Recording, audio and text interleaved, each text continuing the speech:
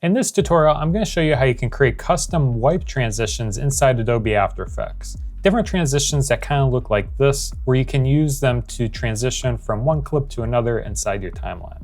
Let's dive in and see how to create these inside After Effects. All right, so I'm inside Adobe After Effects, and to get started, I'm going to go up to Composition, New Composition. From the Composition Settings box, I'm just going to name this Transition, and from the preset, I'm just going to choose UHD 4K 3840 by 2160. I'm going to leave it at 29 frames a second, and the duration doesn't have to be that long. It can be like 5 seconds or under, so I'm going to click OK. First, what I'm going to do is go up to Layer, New Solid, and this will be our base for our transition. I'm going to make comp size, and from the color option, I'm going to choose a blue color. You can choose whichever color that you'd like. If you want to customize your color for your wipe, you can select your color here, click OK, and then click OK. So the first thing that we have to do is adjust our anchor point from the direction that we want our wipe to occur. So in this wipe, I want it to animate from the left-hand side to the right-hand side. So what I'm going to do is move the anchor point to the left side. That way, when we animate the properties, it's animating from the left-hand side. So what I'm going to do is grab the Pan Behind tool by clicking on it up here in the Tools menu, and then hold down Command on a Mac or Control on a PC and click and drag the anchor point to the left side here. You can see that it snaps in place. Once it does, you can let go. And now that our anchor point is over on the left side, what we can do is click on our solid, click S on our keyboard, unlink the X and Y values of the scale property here, click on the stopwatch, and from the X value, we can change it down to 0. Then we can go out forward in time, maybe to 20 frames or so, turn it back up to 100, and when we play this back in our timeline here, you can see that we've animated on. Now if we continue on here, let's go out to a second and 10 frames. We can then turn it back down to 0. You can see that we have it wipe up and on. Now in this scenario, what we want to do is have it wipe on and continue and wipe off to the right-hand side. And to do this, what I found the easiest solution to do that type of animation from this point is to duplicate the solid, basically split it in half and readjust the anchor point. So to do that, what you can do is click on your solid here, hold down Shift Command D or Shift Control D on a PC, and this will essentially split the layer in half. You can see basically I just made a cut and it duplicated the same exact layer on top of itself. But it trimmed the end of the first layer underneath it, and it starts the second layer above it right at the playhead.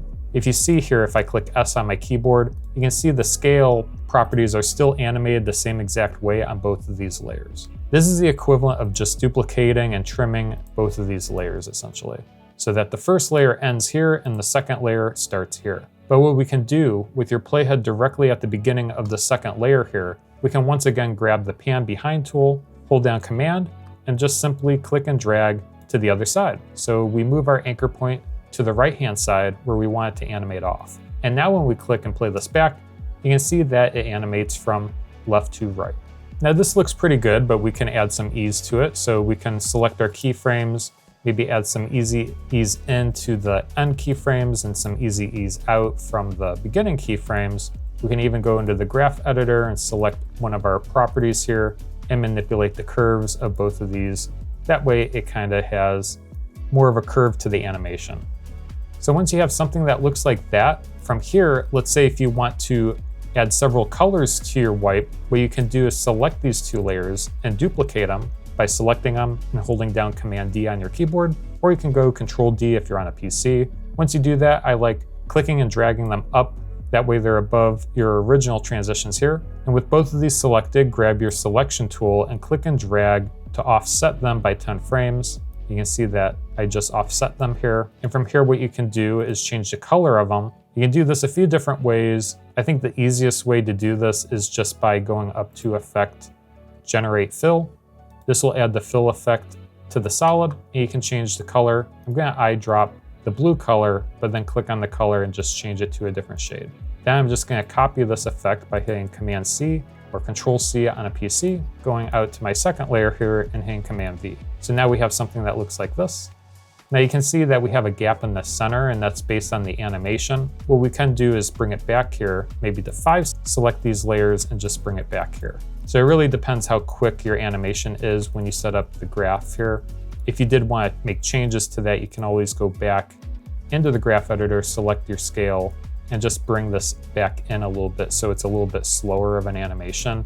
In this case, it's pretty quick, but it really is up to personal preference. If you want to add a third color, once again, you can select these two layers and hit Command D or Control D on your keyboard, slide them over, and then inside Effect Controls on these layers, you can just change the color once again to a new color. I'm just gonna copy this hex code right here and then paste it to my final layer here. And once again, just make sure this layer is at the top here. As you can see, we've added in this transition.